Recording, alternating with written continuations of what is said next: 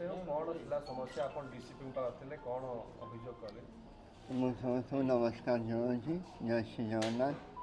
ଦେଖନ୍ତୁ ଫ୍ରାଇଡ଼େ ଦିନ ମୋ ବାପାଙ୍କ ଜନ୍ମଦିନ ଥିଲା। ସେଇଦିନ ବାପାଙ୍କର ଜଣେ ଭାଇଙ୍କ ପୁଅ ଆସିଲେ ଘରକୁ, ବାପାଙ୍କ ସାଙ୍ଗେ ଯୁକ୍ତିତର୍କ କଲେ। ଆଉ ଟିକେ ଅଧିକା ବଡ଼ ପାଟିରେ କଥାବାର୍ତ୍ତା କରିବାରୁ ମୁଁ ତାଙ୍କୁ କହିଲି ଏମିତି କଥାବାର୍ତ୍ତା କରନ୍ତୁନି। ସିଏ ଧମକ ଦେଲେ ମୋତେ, ଆଉ ବାପାକୁ ମରିଯିବାକୁ କହିଲେ।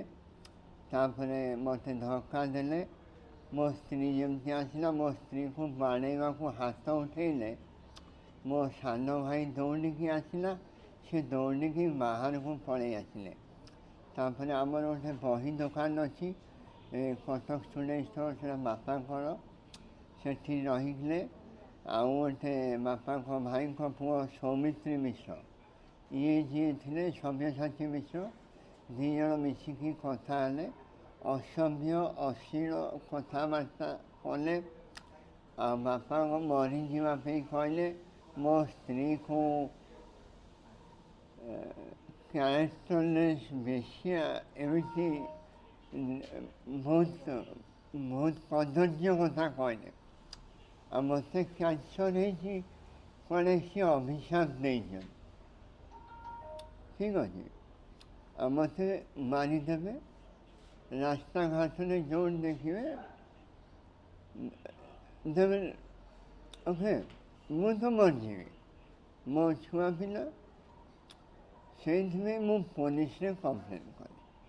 ଆଉ ମୋତେ ପ୍ରେସର୍ କରୁଛନ୍ତି ଆମ ଫ୍ୟାମିଲିର ଅନ୍ୟ ମେମ୍ବରମାନେ ଯେ କେସ୍ ଦିଅ ନାହିଁ, କମ୍ପ୍ରମାଇଜ୍।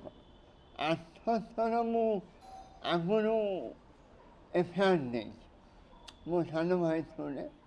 ସବୁଥର କମ୍ପ୍ରମାଇଜ୍ କରାଏ, ଏଥର ନାହିଁ। समस्या कौन थिला काहे कि 8 थर कंप्लेंट देले कौन समस्या पारिवारिक थिला ना कुछ थिला पारिवारिक केवल किसी कारण नहीं, ना जमी बाड़ी पे झगड़ा नहीं, किसी झगड़ा नहीं। केवल बही दुकान था, नहीं दियो आम नहीं जीवु, मो बापा मरी जातु। आउ सातक मिश्र किए सी कौन करुच्ची? अरे भाई मु साधारण एक्टर, मु कौन करुच्ची? बही दुकान मालिकाना आज्ञा क्या पाखे अच्छी कहीं से जेजे बापा मो बापा को हैंडओवर कर सी बुझुं 40-50 वर्ष होगला। आने जबरदस्त इंटरफेयर कर धमकाउं। मुझे कौन मु कि नुह। डीसीपी कौन कहले? डीसीपी सार कहले एक्शन निया हम, जेहेतु अश्लील कथा कहते महिला को लेकिन आपण को मारिदेवा धमक देते, तेणु सीरियसली एक्शन नियाजिव। पुलिस नियम अनुसार से एक्शन नेबे, ताले मु सेफ रही। नहले मते गोटे छोट पिला चाहले भी मारी पार, कहीं मो पाखे बल ना, मो पाखे सक्षमता ना। मु सोशल मेसेज दूसरी खाली एक्टिंग लाइन में काम कर धमक। मुझे फिल्म में एक्टिंग कला बेले दौनी, ये तो ओपन मैंने जीवन में फर्स्ट टाइम देखनी लाइव दमा। आप भी शुणे सीसीटीवी रेकर्ड अच्छी देखा जाओ।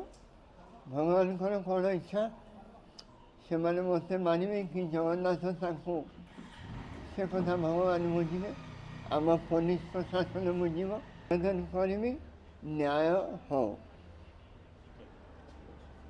Thank you.